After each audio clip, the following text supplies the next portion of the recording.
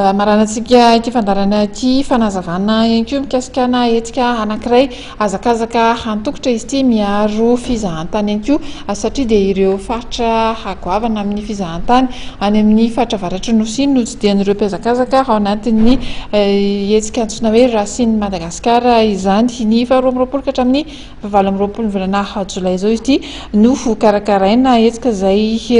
karakarain-zareo avy ao amin'ny bogy pilgrim manome fanazavana mikasika izay indrindra Andriamatoa Vivi Razaka. Zay dia agence bogy pilgrim dia mikarakara hetsika anankiray izay ho ataonay amin'ny manomboka amin'ny 20 juillet zany jusqu'en 28 juillet ka izy io dia any diakony anaovana anazy hetsika hoe karazana course zany course kely anaovana azy azakazaka dia izy io koa misy fandraisana anjara ny handicap ino moa to handicap eto Madagasikara zany zareo amin'ny handisport dia izy io koa mola avy any ivelany tena hosongadina amin'io koa dia misy koa raha ohatra ka misy malagasy zany anao dia afaka mandray anjara.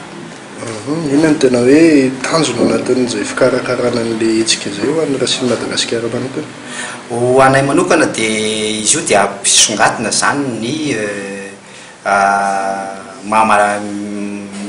eto Madagasikara satria manko izay zany en tant que agence de voyage eo amin'ny bogy pilgrim dia manome lanja ny resaka tourisme voalohany indrindra dia rehefa avy eo zay dia manome koa ny hoe mba ahafahan'ny olona mijery zany ny atao hoe tourisme solidaire eto amintsika izay zavatra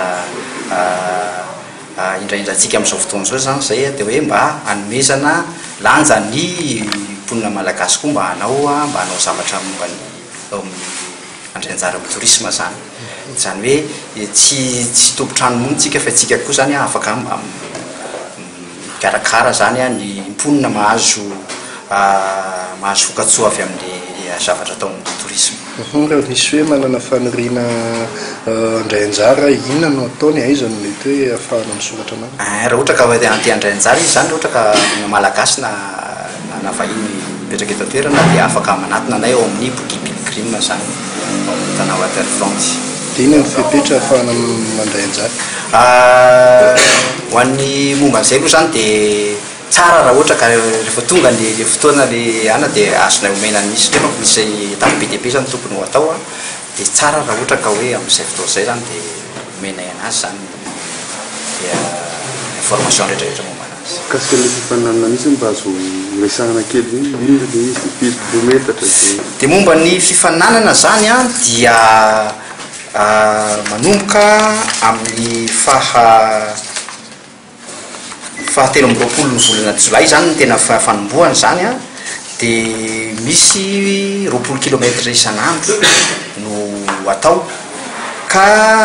amin'ny fahadimy andro anaovana an'ilay fifaninanana zany hoe amin'ny 17 amby roapolo ny volana Jolay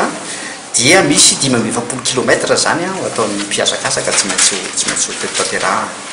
Dia izy io manomboka amin'ny fahatelo amby roapolo ny volana Jolay zany mandra-pahatongany amin'ny 20 amby roapolo ny volana Jolay dia misy zany 10 kilometra ny farany zany ho atao ka rehefa avy eo dia misy ny fety isan-karazany zany atao famaranana.